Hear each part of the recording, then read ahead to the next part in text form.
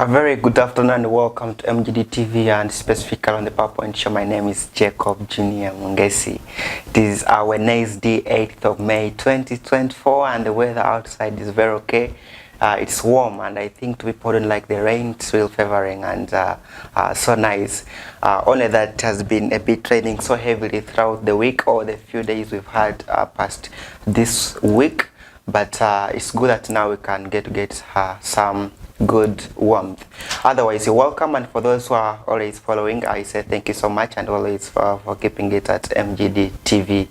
Today I happen to host somebody who is a young, energetic man, and we are here to discuss the role of the youth in nation building, and I believe the rightful stakeholders in nation building according to what we see currently, according to the climate of these countries politically and leadership wise. It is the youth playing a very great role, and for that case we decided to have this particular energetic young man to come discuss with us what it really means or what role exactly the youths can play in making sure that they participate effectively and ensure that the leadership of the nation or the development of the nation is achieved. Mr. You're most welcome. Thank you very much, and it's a pleasure to be here. Yes. So can you tell our viewers, because I know it's the first time they're seeing you on the screens of MGD TV, maybe they should not get to know who you are exactly. To the viewers, I want to give you a thanks for your viewership. My name is Gift Peter and I'm a student. I'm also a student leader. I currently perform the roles as the president of Koboko Joint University Students Association. Now, that runs nationwide? It runs in the whole world. Oh, okay. For as long as you are a student and at university and you reside in Koboko, you are eligible to be part and parcel and also a member of that association. Okay. So currently I'm the president, and there's a lot that we need to talk about. Yeah, thank you. Wow, thanks so much, Gift Peter. We were making fun of him yesterday when we were planning to have him here on the channel. Like, oh, he has got no surname, so don't ask me that. Maybe from the two names you can get in the comment section. Maybe tell me what exact surname you've got from the two. Otherwise, Mr. Gift Peter, I want you to tell us what role or which roles exactly can the youths try to play in the nation building of our country, Uganda, specifically? Jacob, it is a blessing for Uganda to have a population that majority of are the youth. Yeah. For a society, any society, to have majority of the population as the youth, it means its future is bright. Now that's one thing we need to appreciate and accommodate. Now, having the youth being the majority is a double-sided, you can more or less say it is a double-edged sword, because the youth can either be mobilized for good cause or for bad cause. Bad cause, true. And history has demonstrated to us that when the youth are mobilized, whether for good or wrong, they can cause great change. And Hitler, you must have read about him in your history books. True. History, when he rose into office, into prominence, he mobilized the youth. And it is through that competence that he was able to be installed as a leader in Germany. You can also talk about the Arab Spring. Maybe pedaling back to Hitler, he used the youth for the wrong cause. And True. It caused disaster in the whole world. Now you came to the Arab Spring, which swept across the Arab nations and the northern part of Africa. It was predominantly the youth that were used. Now you also look at the unflinching thirst for freedom in South Africa against the the shackles of the apartheid. The youth rose again and performed that perfect role and said, enough is enough. We have got to put an end to this thick of things. So many questions can be asked about the role of the youth. I've just given you just 1/3 of the examples. There are very many out there. And it has been demonstrated that when the youth are organized, whether for good or bad, they can change the spectrum of a state. And that has been demonstrated worldwide. We have a plethora of examples, and we need to pick up from there. Wow. So you were giving examples of the role of youths, and now I wanted to look at those a few specific roles, maybe like, the youths have to do this and that to ensure that they actively participate in the development of the nation. Now is what I want us to now look at, those specific things that the youths can do or have to do to ensure that they actively participate in the nation building. You see, the youth are a dynamic portion of a population. So that means they are very energetic, they are adaptive, and they have the enthusiasm. They are very fresh, they have fresh energies. True. And they can carry the load of the state on their back. True. I want to give an example here in Uganda. Uganda has a wider population of the youth. Now that means if the youth are not well tailored, Uganda will miss a lot. And one example I can give you is Japan. In World War I, the US bombed Japan to the ashes. Now, anyone could have thought Japan wouldn't rise from again. there. True. Because a whole country being bombed, and that left Japan miserable. So what the leadership at the time did was to invest in the youth, because that was the direction of the country, investing on the youth. And then we are seeing the dividends being reaped right now. Where is Japan? A country that has been decimated to the core. They are rising to the top of the world. True. So I want to believe the youth in Uganda are playing a pivotal role. We are having a system where the youth are being viewed as just merely as voting machines and just elements that can be paraded on streets to cause violence. That is not how the youth are supposed to be engaged. We believe when the youth are mentored, are skilled, when the youth are given the platforms and the opportunities to maximize their potential, they can assure you that they can operate and yield results.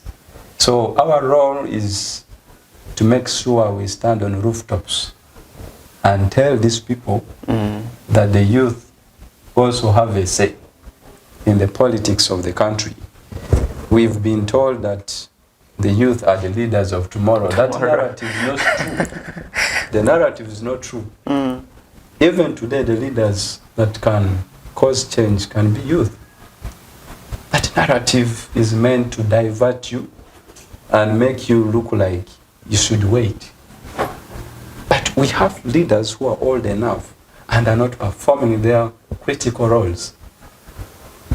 So, who must step in? Because we who have majority of the population, I believe you must even have majority of the representation. Which is the opposite. Which is now the opposite. Because I believe where the youth are supposed to have the critical change or the critical impact is the politics. Because that is where the decisions are made. Whether good or bad, whether they are for the youth or not, that is where the decisions are made. Issues of politics. You look at the representation, currently our politics are commercialized. A youth like me cannot even gather the courage to go and contest for elective position. Why? Because the cost of a campaign is too much. True. And yet, these are people who are very capable. They are intelligent. They have the ideas. They are bubbling with ideas out there. So many of them. You host every week, you host youth here. And if I watch their shows, I can assure you the information they relay out there is what the country needs. But the platforms to, come and propagate these issues are few. So I believe the youth should have a say. We should say enough is enough. We are no longer just voting machines. We are key players in this comedy called politics. And we should wear our jerseys and play that football game of politics, because that's where we deserve to be. I do know that you can become a leader in any field and cause change. For instance, in the agricultural sector, you can talk about the ICT industry, so many things in the business area. But for that to happen, we need to prepare the field for them to flourish. And it is the role of the government to make sure the field is prepared. Even the best seed cannot sprout in an unprepared field. True. So I can assure you, pick a seed of any crop and put it on this tile. You can predict what will happen in the next few days. It will not sprout.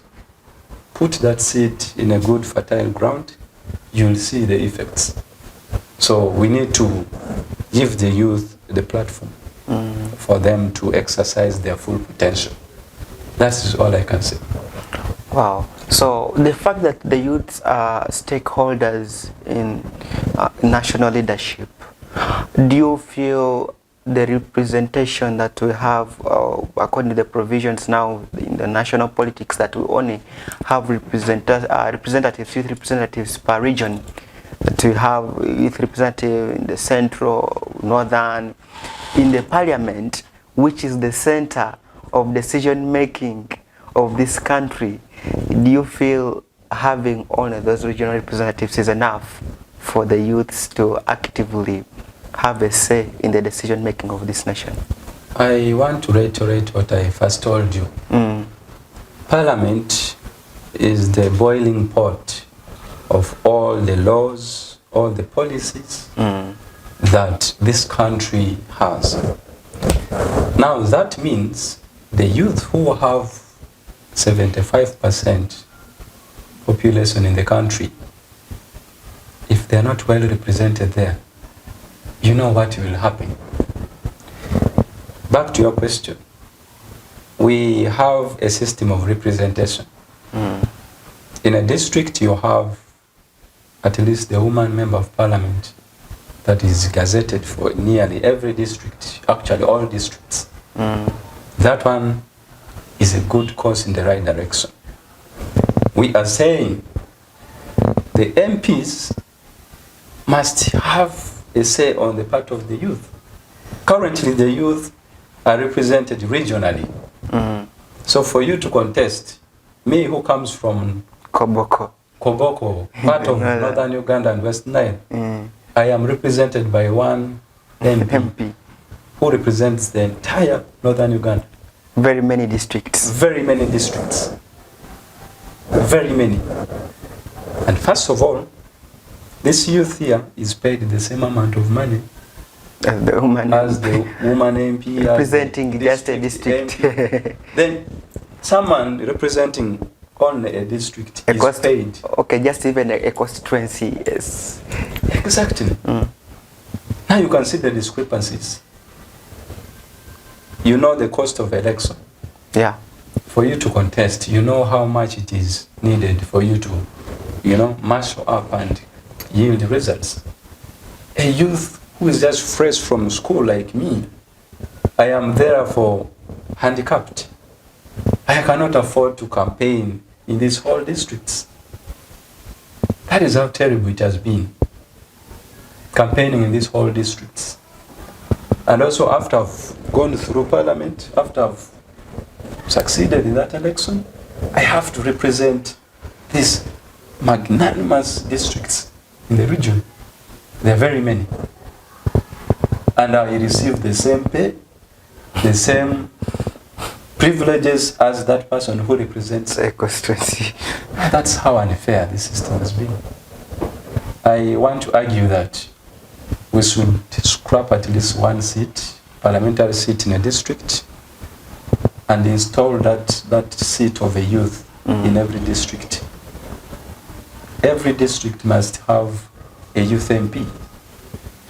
You know how powerful that can be? It can rally together all the youth in that district because they feel there's someone of their own who can listen to them. They can open up. So that is how things are supposed to be. Now, for us who are viewed as people who are literally making noise, that is how terrible this state has been. And I believe those are the reforms we need if we are to make sure the youth are put at the dinner table of political affairs. Yes. Somebody would argue that, yes, we are talking of regional representation in the parliament, but then we've got representatives, youth representatives at every district level. But then there is a feeling that maybe these leaders are not felt. However much they are representing the youths at every district, you find there is a youth, maybe district youth chairperson. But then do you think that the feel of the people, of the youth themselves, that these people's leadership is not felt is right? Now, Jacob, we should understand the district youth chairpersons run local governments.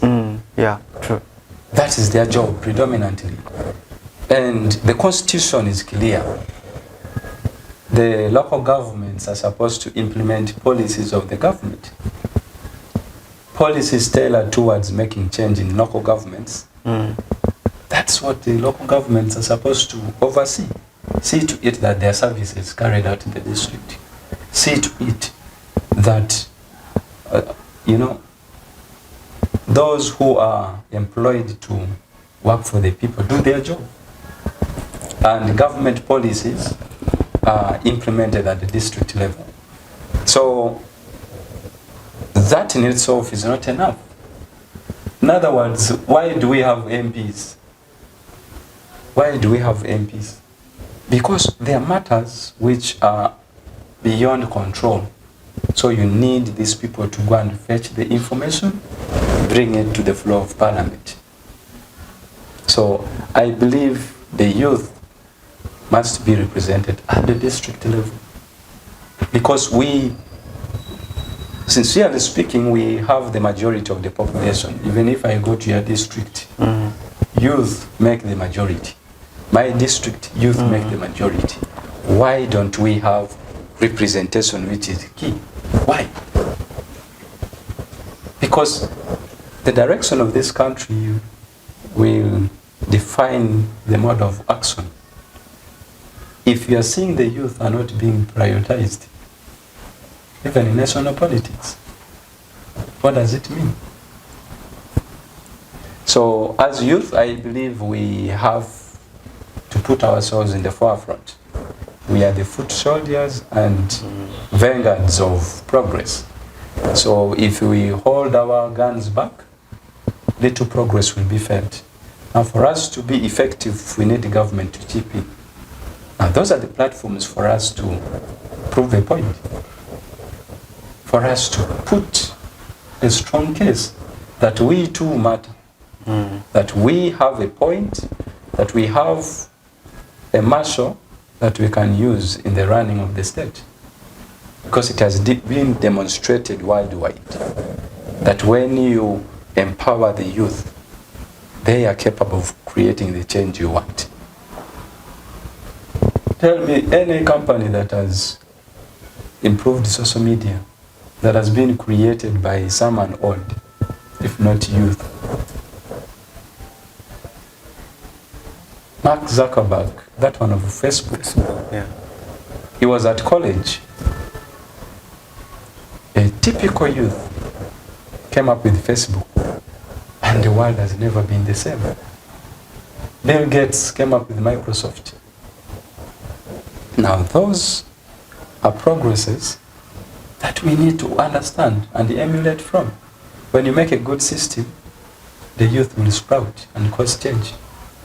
But then when you suffocate them and view them as political vehicles that you can use or voting machines, then you are losing the direction of the country.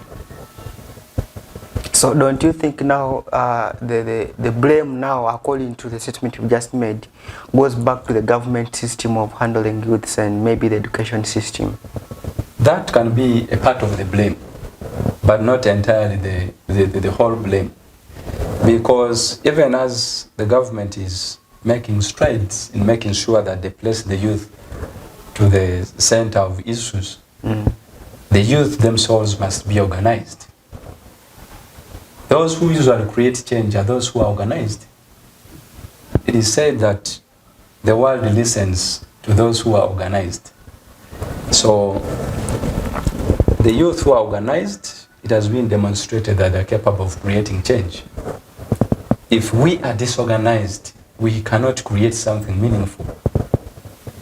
That's why the youth must be organized, either in political parties, either in unions, either in associations like I lead. They are capable of fronting one voice and creating change if they are not in the government. Because organized groups, you have 5 fingers which can make a very good fist. If all of them are cut away and you are left with one, you cannot make a fist. So all of us united, we can create something very powerful. And we can create a powerful courage which can create change. I don't care where you are, which profession you're practicing. No matter where you are, do your part. You are here in the media, do your part, relaying information out. That is the role you're supposed to play as a youth, creating a space where people can express themselves. That is a good space which you have brought. I can be somewhere else, maybe in the political realm, but I must be good. Someone can be in the agricultural field. As you are there, play your part. If you are a boda, be a good boda. So in all we do, let's be organized. And by that, we can assist government in creating opportunities and creating platforms that we can use to maximize our full potential. So if we are not organized, even if the government tailors these opportunities, we cannot do anything. Yes. Wow, that is a gift, Peter, for you, and we are still discussing the role of the youths in nation building, and we are looking at those various things or policies that either can be implemented, of course they have to be implemented by the government, and how the youths can also take up the courage to step into those very spaces that have been given to them by the government, such that they also participate actively in nation building. You're still on MGD TV and specifically on PowerPoint Show. I'm Jacob Jr. Let's get back after this short break. Welcome to MGD Media, where our state-of-the-art studios are based. We offer a variety of media services and production, which include music production, video production, photography, online marketing, printing of all sorts of documents. We also offer space to produce talk shows using our latest technology at affordable prices. Please come to our studios and take advantage of our quality and amazing services. We are located in Kabaragala Junction, behind Equity Bank, along Senyonga Road, on Charisimbazila Plaza. For more information, please contact us on 0700 53 5601. MGD Media, connecting communities.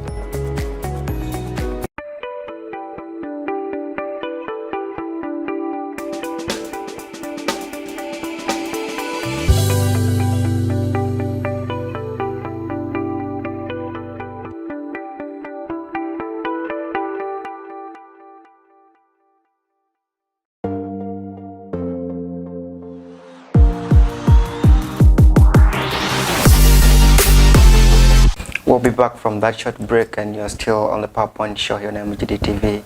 And I'm Jacob Junior Mungesi, still with Gift Peter, who is a student leader, at the same time a young politician and leader in the making. They are the leaders of tomorrow. That's what he was saying before, that they keep telling us that we are the leaders of tomorrow. Yet tomorrow is today, and he feels the narrative should change. They should be telling us that you are the leaders of today, because I think it's also about the mindset. When they told you the leader of tomorrow, it will make you asleep and think tomorrow is coming the next day until you wait and wait. So before the break, we were still talking about the role of the youths in nation building, and you were talking of something that is so sensitive, talking about platforms being given to these youths to express themselves. But I want to also draw you to what I could term as a fact, that the youth these days don't seem to be interested in such information, that you realize that as we are here discussing this, people in their mind, what they're waiting for is to hear a certain song, talk about a certain musician, which is not bad, but talking about them in which perspective. So I want you to prove me right or wrong, the fact that these youths no longer maybe seem to be interested in getting such information that is aimed at maybe empowering their mindset. You see, Jacob, it's like a hobby. You might like sports. Yeah. I may not like it. True. So these issues, for people to come and express themselves, I do not mean walking in here and having a platform like this. Yes. Expressing ideas like I'm doing. Yes. I mean a platform for you to exercise your full potential. Even if it is right here. We need such platforms. For those who want to be there, we need such platforms. Because when there's no platform, we really cannot express ourselves better. So we need platforms like this. For those who are doing in different sectors, we need to be supported. For instance, in the transport sector, the youth can go there. The tourism sector, the youth can be creative and be guided along that line. We have the sector in ICT. Do we have the structures around, the infrastructure to assist the youth, maximize their full potential? The engineering, we have youth who are there. How many times do you find contracts being awarded to these people? Do they have the platform for them to exercise their full potential? For instance, the engineering sector. We have so many youths who have graduated, and so many times we have contracts being awarded to people outside this country. Why? So we need to create these structures and infrastructures in every field to ensure that the youth play their role. And this cannot only be done by government. Even the private allies, private sector foundation must chip in. Create these jobs for people to come and really do their best. You may not know my full potential unless you give me a platform for me to prove myself. So others are self-made. Others can be nurtured by other organizations or even government. Whether in politics, or which kind of field, but we need to create that arena. Just like I told you, a good seed cannot sprout in an unprepared field. We just need to give the youth the wind they need in order for them to fly. That's the wind they need. We need to blow the wind beneath their wings so that they can fly. That's all. It has been proven outside, it has worked. And if we do it here, we can survive and it can work. I want to know, of recent, most of the youths you find studying, those at campus, somebody will tell you, my dream is to move out of the country the moment they finish their studies. And truly, when you happen to go to the Ministry of Internal Affairs, you realize the majority of the people lining up for passports there are youths who want to leave the country. And I think Uganda is one of those countries on the continent of Africa who are exporting majority of the youthful labor to the outside countries like Oman, the Qatars, and so forth. Do you think it's it's the way to go for a country like Uganda that's just developing? Because we all know that for a country to develop, then its youths must take action, must play a very great role. But now it's the youths we are losing to the outside countries. Do you think this is the way to go for a country like Uganda? It's a question of policy. And usually, when you are short-sighted, you can only look beneath your surroundings. And you cannot look into the future. We have a government that prides on solving merely symptoms rather than the real causes of issues. We have these young, interesting kids who are fighting, risking limbs, risking their lives to go and kidneys. Get good pay. And what amount?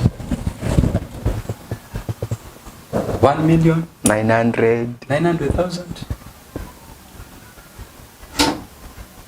Do we have the structures within? Are these youth skilled enough? We are complaining that they don't listen, they don't want to get stories of, tribulations that people have been facing from outside, and they keep tracking that side. We shouldn't blame these people who are going. We should actually blame those who are capacitating them to go. Because we are having those who are making money out of this business. And who is making money? The government. Government is making money. These organizations ferrying people out are making money. So what do we need to do? We need to wipe out all these organizations and be very careful and deliberate.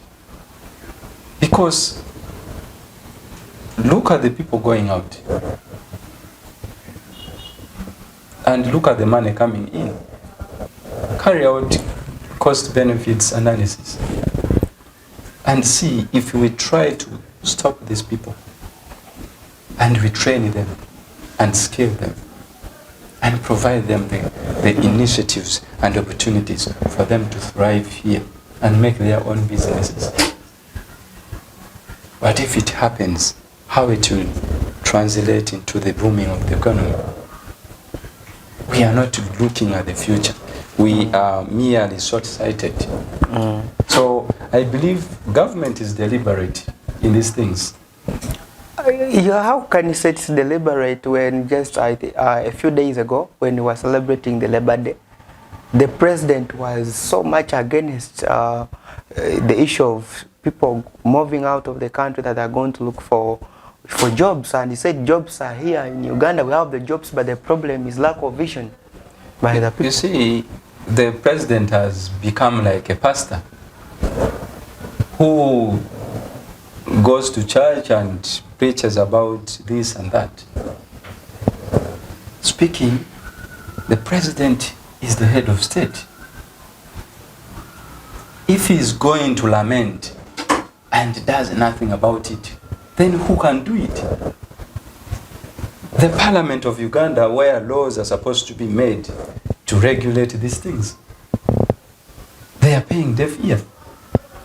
And that's why I'm saying they are deliberate. Deliberate in their actions, and they don't want to do something about it. You cannot tell me wiping out this scheme of things cannot be done. Put me as president of this country. 1 week, this thing's out. No excuses. It's putting blame. Why are you going? Why are you going? Why don't you first solve the root cause? And then everything will end. you are solving the symptoms. People are going out. Why are you going? Why are you going? Why you go? Wait, we need to wipe out these things. And these kids will find nowhere to go. And then they stay here, They will- starve from within. Of course, that now comes to what alternative do you have for them? Of course, I think the government is not ready to stop them because they have no alternative at hand. That is it. And now why should you complain? You have no alternative for somebody who is going out. Why are you peddling your complaints in the public? So to some extent, I should agree that it's deliberate. It's very deliberate, yes. If I don't have food for you in my house as my child, if you go out to your neighborhood and say, I'm going to target that lunch, and at least as a father you'll be like, yes, I've been saved today. The child will go and eat from outside. Yet you've negated your role as a father of providing that necessary basic needs for your children. So the government must step up and create opportunities for the youth. Majority of them are youth. You will never see someone of 40 years going there. True. All these are youth which can be trapped here. You can train these people, scale them, educate them. We have so many hotels. They are going to carry out things which they could have done here. Uganda has so many hotels. The tourism sector has immense opportunities. Why can't we scale these people? Very cheaply. So something government has to reconsider. For us, our job is to stand on rooftops and make the noise. We remove the wax in their ears so that they can listen. Wow. Now, and this draws me direct to the fact that you're a young leader who is ambitious, or whose ambition is to maybe take up political leadership, and you happen to be coming from a region that has bred many great leaders in this nation. We have seen those of Ayume, very great leaders in this nation. I want to know whether whatever we've been talking about, the policies and so forth about, the engagement of youths, or the, getting up of youths and taking part and understanding that they have a national cake to share, that they have to fight for, should be something that somebody outside that should be looking out under your consideration, that maybe certain policies will be put in place, or this is what you're looking up to ensure that the youths come out to do something. My plan is to be a key player, not just a spectator. I've spectated for too long, and I believe it's now time to wear the jersey and become a key part of the pitch. So 2026, we are going to create a tsunami in the political arena, because I believe I will have a good representation of the youth. I know I perfectly represent the youth. I will be their voice. If they deem me fit, like they are saying right now, calling me to go back home and be their voice, I can be a perfect voice for them. That aside, I believe the region I come from is first of all disadvantaged. The region I come from is a region that suffered the great wars on this land, early 2000s and the late 1990s. We suffered the LRA war, and when Idi Amin was driven out of office, it almost caused bloodshed in our district. It actually caused. So we are a district that is far from the center point of power. And we lack so many activities, now so many services. And I believe at this material time we need leaders who are well cognizant of that fact. You shouldn't have leaders who enjoy the ACs and the comfort of their offices. It is high time we need serious leaders And 2026 is the time. We must put on our stockings and be there physically and very actively so that we create change. We shouldn't waste time. We have wasted a lot of time since independence, since NRM took office. Now, those are how many years? It would be stupid of us to come back and also waste the next 30 years. We need serious leaders. That's why I am going to be a very key player in these 2026 elections. Maybe like in a few statements, can you tell us how you plan like to incorporate those youths in your policies as a leader? Exactly what I was preaching. My focus is to galvanize and unite the youth. I'm part and parcel of them. So I'm going to galvanize all of them, but then come up with one agenda. Because if you diagnose a disease wrongly, you will not provide the right medication. Doctors can tell you that. So we first of all need to go to the youth and find out the real issues on ground so that we can create the best medication for them. Because currently, unemployment is the stone in the shoe of every youth. That's a very big problem. It's a bottleneck. And people say the bottlenecks are so many that even the necks are on top. So it's our job to first of all reach out to the youth. I was talking about youth representation. And my issue is to go back to them. We sit. I'm finishing in May. Quickly I'm going back home. I'm going to hold the town hall meetings. These are the arenas and platforms for us to talk about. You don't see any leader in Koboko doing that. The youth are not well catered for. Leaders ignore them. They are seen as people of no value and potential. They are viewed as political voting machines. That in every election, I can come to them, rally them, give them t-shirts and 500 shillings. Then they can vote for me. We are saying that agenda is going to be wiped out. We need to galvanize the youth around the cause. And if it's about skilling, what are we going to do about it? We should be in a position to... There are so many schemes, there are so many resources out there. But it is only for the leaders who can lobby for them. You know, the squeak wheel gets the engine oil. So if we make a lot of noise, we can be noticed.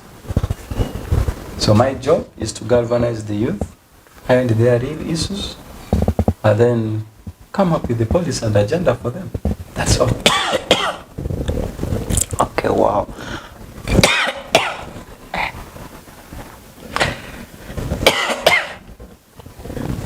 Okay, fine. What I wanted maybe for you to finalize with is maybe that particular message that you want to lastly maybe send to the youth out there, and specifically first send to those that belong to your area that you plan to gain lead, and then maybe you can generalize afterwards to all the youths of Uganda. To the people and the youth of Koboko, we are coming. And this time around it's going to be different. We must put an end to the new normal. The new normal is that political leaders are full of excuses. Most times they give you excuses than what you need to hear. Now it's time for us to say no more excuses. We are coming to have a system where you'll be represented and your voices will be heard. My plea to you is that we should be organized. We should have very good organization plans, because those who are organized are the ones who are helped. Those who are organized are those who are noticed. So we should be organized. Now, to the entire public, I think it's high time if we can learn a lesson that we are not merely voting machines. I don't know how many times I repeated this statement. Don't accept to be used as a voting machine. Don't just accept to be used as vehicles for protests. What you need to do is that have a concrete plan, be organized, and let's have a say in the destiny of our country, because we make plethora of the half of the population. So let's have a say, let's have a destiny, let's have a clear map of where we want to go, and we should be active participants in that. Thank you. Wow, thanks so much. That is Gift Peter. You say you're coming for which position? Local Council, LC5 chairperson. Or LC5 chairperson. Yes. And these are people who play a very great role in our districts, because they're actually more down to earth than the members of parliament. Unlike the members of parliament who have to travel to the central to attend the parliamentary sittings and so forth, these local council chairpersons are always in the villages and trying to reach out to the people. The people are always down to earth, and I hope that's the best position for somebody who is getting to, incorporate people into active, policy participation in maybe government programs and so forth. So of course, for us, we shall wish you the best, and maybe, who knows, next time we bring you back here, we shall be addressing you as Honorable Swan. So for the position you will have taken over. And there is always a saying that these politicians speak good before they assume those positions, but after assuming them, they become something else and they forget about the voters and even forget the manifestos. They always have alternative manifestos. I have this before and then after I have this one. So we hope yours to chip in. Honorable Mukasambide, the current Iyala MP, made a statement that these days we have so many idiots in politics because we don't have idiot detection systems. And how do you detect an idiot who is coming to dupe you? So you as the voter, you should have an idiot detection system so that you can know this person is not real. So these leaders are a representation of us. So if they are idiots, then we should blame ourselves. This is the process for us to identify them. Yes. Well, that has been Gift Peter from Koboko, a student leader and young politician. We hope he does what is required of him in the next few days or period to come, so that we see a change in the youth and the country as a whole. Of course, here at MGD TV and specifically PowerPoint Show, we are dedicated to that, to ensure that information reaches the rightful people, so that you keep whatever we keep dissecting here is analyzed by you, and you also see who can do what and how can what be done at what time and where, in which period and from where. That's what we keep doing, and that's what we shall keep doing, because we have dedicated ourselves as MGD and as PowerPoint Show to always bring you that on your screens. Otherwise, I remain Jacob Junior Mungesi for PowerPoint Show here on MGD TV. This is our Wednesday, 8th of May 2024. See you next week. Bye-bye.